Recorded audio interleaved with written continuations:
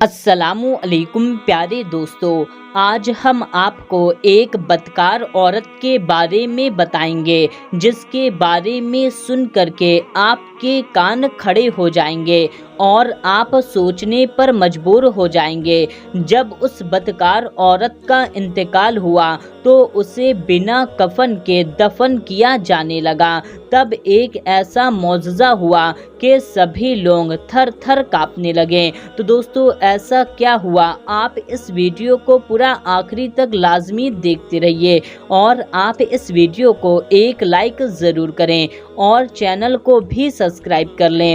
پیارے دوستو، یہ واقعہ افریقہ کے ایک مسلم علاقے میں پیش آیا جہاں پر ایک بدکار عورت رہتی تھی۔ یہ عورت شہر کے تمام بڑے اور رئیس لوگوں کے لیے اپنی خدمت سر انجام دیتی۔ جسم فروشی کے لیے یہ کئی امیر زادوں اور رئیسوں کے گھر جاتی تھی اور یہی وجہ تھی کہ سب اس کے خلاف کارروائی کرنے سے قاصر تھے۔ جہاں اس عورت میں اتنی خامیاں موجود تھی، وہیں یہ عورت نہ صرف رحم دل تھی بلکہ غریبوں کی مدد بھی کیا کرتی تھی۔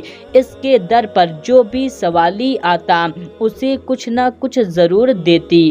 ایک بار ایسا ہوا کہ ایک بزرگ نے اس بدکار عورت کے گھر پر دستک دی اور کھانے کا سوال کیا۔ اس عورت نے بزرگ کی آواز سنی تو انہیں اندر بلا کر مختلف قسم کے کھانے پیش کیے۔ یہ دیکھ کر کے بزرگ بھی حیران ہو گئے اور اس عورت سے کہا، اے خاتون، تم کسی اچھے گھرانے کی معلوم ہوتی ہو؟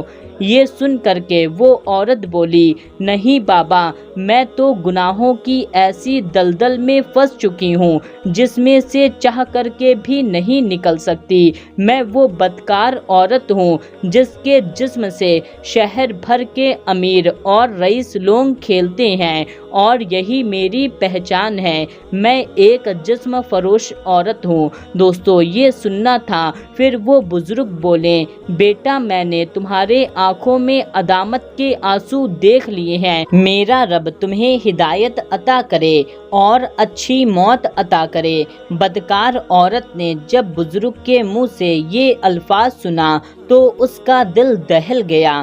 اس عورت پر خوف خدا طاری ہو گیا۔ اس کے دل کی دنیا ہی بدل کر رہ گئی اور قدرت نے اسے ہدایت بخش دی۔ اس عورت نے بزرگ سے وعدہ کیا کہ اب وہ مزید اس دلدل میں نہیں اترے گی اور جسم فروشی کے دھندے کو بند کر دے گی اور ایک نئی اور اچھی زندگی کی شروعات کرے گی، اور اس نئی زندگی میں وہ اپنے گناہوں کی بخشش طلب کرے گی۔ اس کے بعد وہ بزرگ اس کے گھر سے چلے گئے۔ شام ہوئی اور رات ڈھلی۔ وہ عورت عبادت میں مشغول ہو گئی۔ رات بھر وہ عورت رب کے حضور اپنے گناہوں کی معافی طلب کرتی رہی۔ جیسے جیسے رب کے سامنے گڑ گڑاتی گئی ویسے ویسے اس کے دل میں سکون بھرتا گیا۔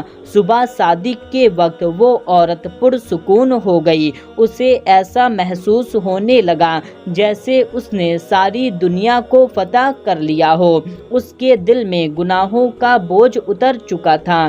یہ اس بات کی نشانی تھی کہ اللہ تعالیٰ نے اس کی توبہ قبول کر لی۔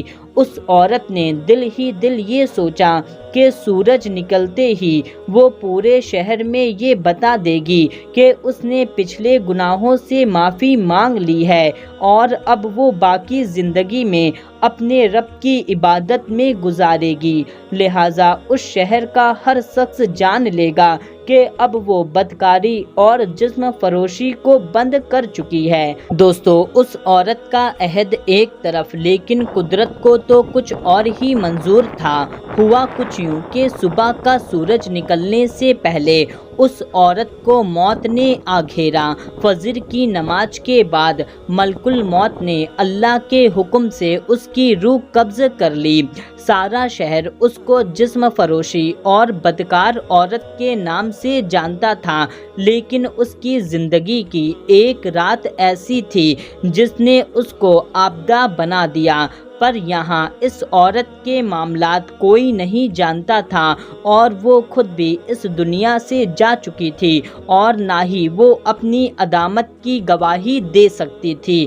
صبح ہوئی، سورج نکلا، یہ خبر جنگل میں لگی آگ کی طرح پورے شہر میں پھیل گئی کہ فلاں بدکار عورت اس دنیا سے چل بسی۔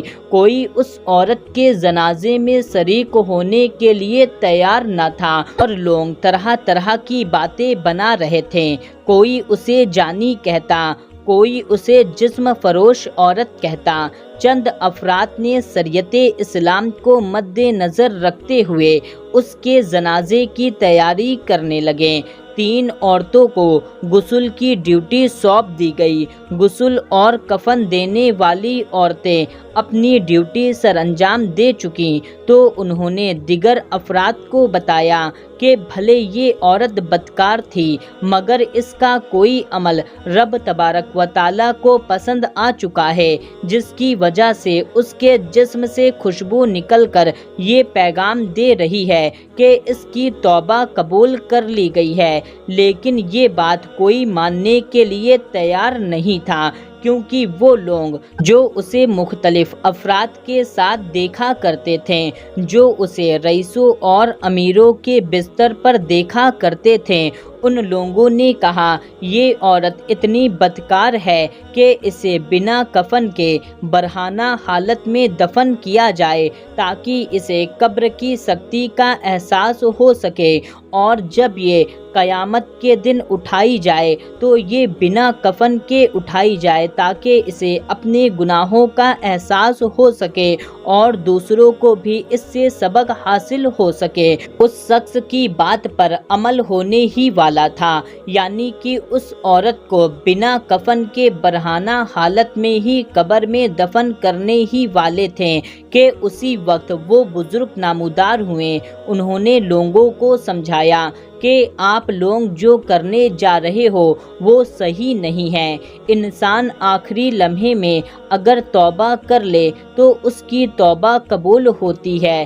اس عورت کے ساتھ بھی یہی ہوا۔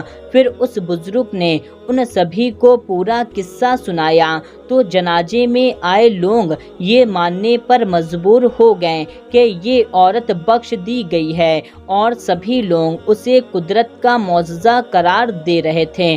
پھر اس عورت کے جنازے میں پورا شہر شریک ہوا اور اس کے جنازے کی نماز پڑھائی گئی، اور پھر یہ دعا کی گئی، یا اللہ، جس طرح سے تو نے اس عورت کو بخش دیا ہے تو ہمارے بھی گناہوں کو بخش دے اور ہمیں بھی معاف فرما دے۔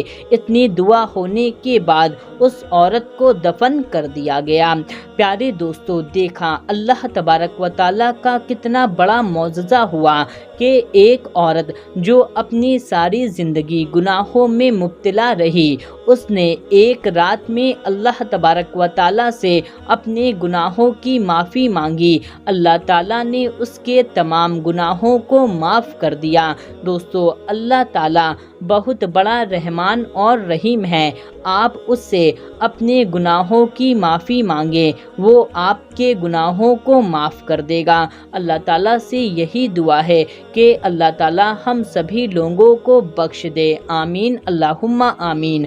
دوستو، اس ویڈیو کو زیادہ سے زیادہ لوگوں تک شیئر کر دیجئے۔ ملتے ہیں تب تک کے لیے اللہ حافظ۔